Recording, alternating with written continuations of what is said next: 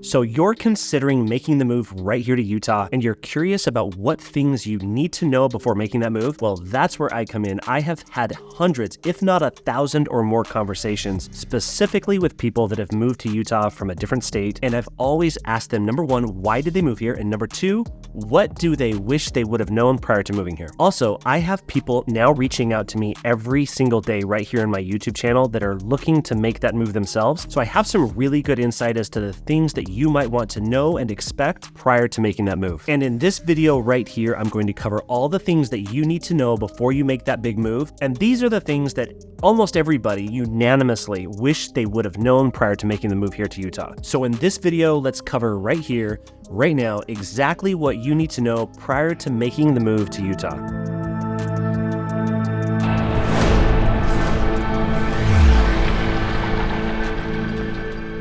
All right, so if you and I have not met yet, my name is Scott Steele, and as a local Utah native and someone who's lived here almost my entire life, I have a really great perspective as to the things that you need to know prior to making the move here to Utah. And as a licensed real estate agent, not only do I love sharing this type of content with you, but I absolutely love helping people make that move. As a licensed real estate agent, I would love to be your real estate resource of choice if you yourself are making that move. So please reach out to me. You can find my contact information or my calendar and book a call with me right here in the description below on this video, or even in the pinned comment right here on this video. I have outlined the top 12 things that people need to and wish they would have known prior to making the move here to Utah. This list is something that I came up with after having many hundreds of conversations with people that have moved to Utah. And so this is not my personal list of things that you need to know, but rather it's the list that people that have made the move themselves, they've come up with these ideas, and that's what I'm gonna cover right here in this video. All right, so first up, the first thing you need to know about making the move to Utah is our weather. We have weather extremes, both in the summer and in the winter. We do get winters, we get full winters with a lot of snow sometimes, and we also get those really hot summers. In fact, each and every summer, we typically see about a week's worth of days where we hit or exceed 100 degrees. That's fairly hot, and if you're not accustomed to 100-degree plus temperatures and you're moving from somewhere where it's just never happening, that might be a little bit of shock to you. You might want to know what to expect when coming here in the summertime. But on the flip side, in the wintertime, we get winters, guys. Sometimes the temperatures drop into the teens or even the single digits. It's rare here in Salt Lake City or in the Salt Lake Valley or anywhere along the Wasatch Front to see extended temperatures or days where we see the temperature below freezing. It's pretty rare. And when you compare our winters to many winters in the upper Midwest or even the Northeast, we have pretty mild winters comparatively. But weather overall is a major concern. In fact, I think it's one of the driving forces behind people moving to many places across the country, including Florida and Texas and anywhere along the Sun Belt region. But here in Utah, the winters aren't as bad as you might expect. And for those moving here from the upper Midwest, let's say Minneapolis, up in Minnesota or Michigan, or from the Northeast, for example, in upstate New York, the winters here are a walk in the park comparatively. Yes, we get snow, but both with summer and winter extreme temperatures, we get the benefit of living in an arid climate where we don't experience high humidity. Therefore, those winter temperatures aren't quite as bad, and those summer temperatures aren't so bad either. In other words, 107 degrees in Salt Lake City is much easier to sustain and live in than, for example, 107 degrees in Houston, Texas. And I can say this from experience. My brother lives in Houston, and in Houston, I don't know how people handle those 107-degree days with the type of humidity that they get there. And in the wintertime, along the Wasatch Front, where most people make their home, we do get snow in the wintertime, but it typically melts off and it's pretty easy to manage. And it's not like it happens 8 or 9 months out of the year. So I personally really enjoy it. I love the benefits of having all 4 seasons here. It makes living here interesting, but for many people, myself included, sometimes it's nice just to have a break in the middle of winter, for example, in January or February, and make a quick trip down to southern Utah in St. George, or even go a little further down into Vegas or even Southern California or Arizona, where you can get away from the winter for a week or two and really have fun with the family. It's something I really enjoy doing, and it helps me manage the weather here in the wintertime and love living here year-round. And shockingly, a lot of people actually love moving here because we get all 4 seasons. I think a lot of people complain about the snow, some people complain about the hot summers, but generally speaking, most people actually move here and actually like it. So take that for what it's worth. It may or may not appeal to you, but that's what most people experience when moving here. All right, next up, Utah's outdoor lifestyle. It's real, guys. People move here from all over the country and all of the world to take advantage of the outdoors. It's not just skiing and snowboarding, it's snowmobiling, it's hiking, it's mountain biking. We have world-class facilities as well as the most beautiful backyard in America, in my opinion, for a major city or even a mid-sized city. I think the benefit of living here and taking advantage of the outdoor activities is paramount to make sure that you love living here as well. So if the outdoors are not really appealing to you, it's not something that's really a priority for you, you might not see that as a big advantage, but for most people who move here, it's a huge part as to why they chose to move here in the first place. All right, next up, it can be a sensitive topic, and that is the religious influence. I've covered this in other videos. We do have a predominant faith here in the Church of Jesus Christ of Latter-day Saints, and for some people, they may not want to live in an area with so much influence that comes from that, but it does impact various aspects of life here. Whether you live in Salt Lake City or Provo down to the south, there are certain things to keep in mind, and if this is something you're curious about, I would encourage you to just click the link in the pinned comment below and book a call with me because I can answer any and all questions and really set the stage for you so that you know what to expect. And tied directly into that religious influence is our liquor laws. If you're looking at pros and cons of moving to Utah across the internet, you're going to find a lot of conversation around the liquor laws. Those liquor laws have changed in recent years, and from my perspective, both with my friends and colleagues who live here that are not from Utah, that choose to drink and make that a part of their lifestyle, they really don't have a problem with it because there are workarounds, right? There are ways to experience and enjoy anything you're looking to do if you're living here in Utah. And for me personally, it doesn't affect me, but for many people that are looking to make that move, you might have questions about those things. And I would encourage a conversation around what it is that you can expect, and you might find different parts of the cities to be better or worse than others. So we could certainly cover that in a conversation as well. All right, next up is a big one. And for me personally, this is my number one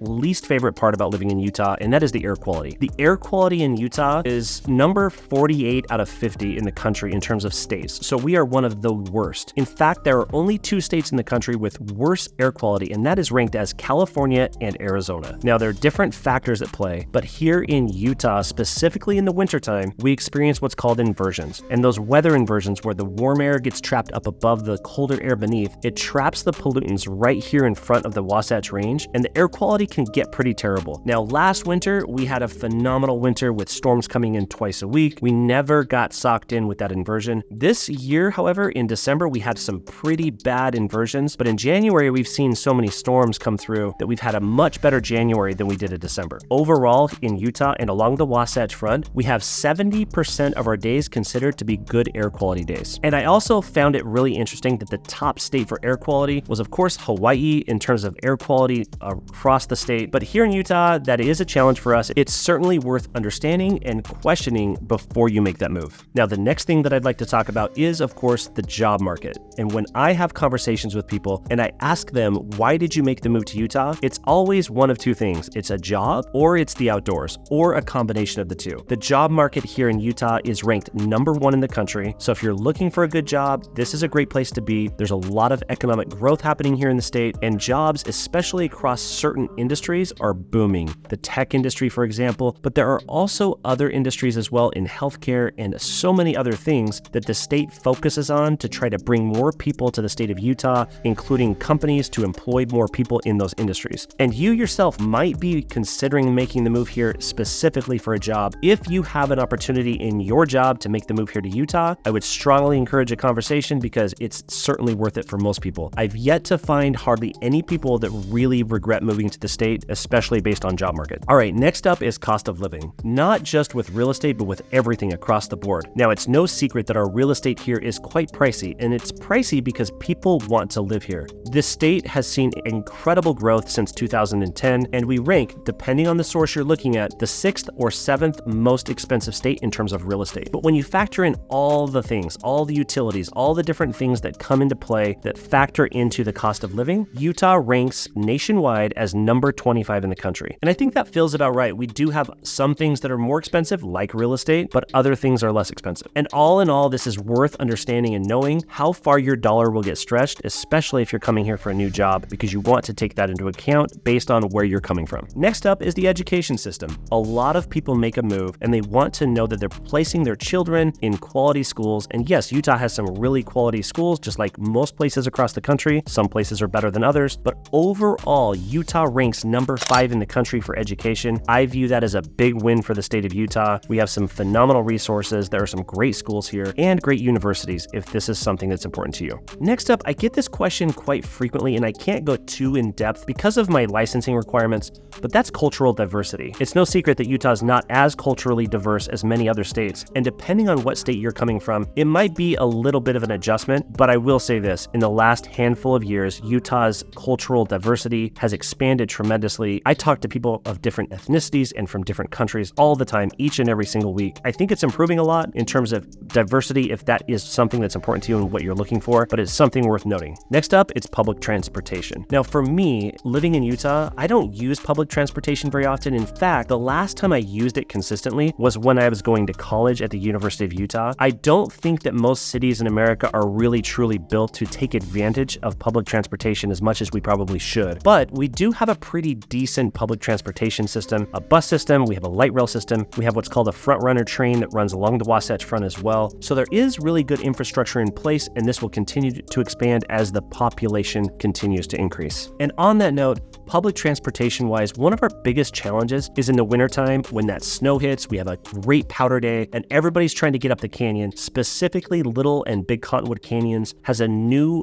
gondola that's going to be installed that they're going to place at the bottom of the canyon. You can hop on and ride up to the ski resorts of Snowbird and Alta, and I think it's really going to help a lot of the traffic problems that we see in the Cottonwood Canyon, specifically on powder days, because by nature, we have a snowy day, the road is terrible, and sometimes it can take people 2 hours to drive what would normally be a 15-minute drive. Not to mention, why wouldn't you want to take advantage of that powder day on the mountain rather than on the road getting there? And this gondola has been a pretty polarizing topic for residents, especially in Sandy, and taxpayers because so many things come into play. It's something that I haven't followed as closely as I probably could have or should have, but it's interesting to me, but that's the design and the plan that they've chosen to move forward. Next up, I've had this question pop up numerous times, and that's natural disasters. Yes, we get wildfires. Yes, we live along a fault line right here on the Wasatch Front. We always hear about the big earthquake that could potentially happen. We don't see major earthquakes here very often. In fact, nothing compared to what you would normally see, for example, in California. But our most recent earthquake that we had that we actually could really see some damage from happened in 2020, and it happened just a few miles west of downtown Salt Lake City. We did see some buildings and some structures get damaged from that, but all in all, earthquakes have yet to really affect us in our daily lives here, but we never know when that big one could hit. In terms of other natural disasters, we don't see hurricanes, we don't see tornadoes,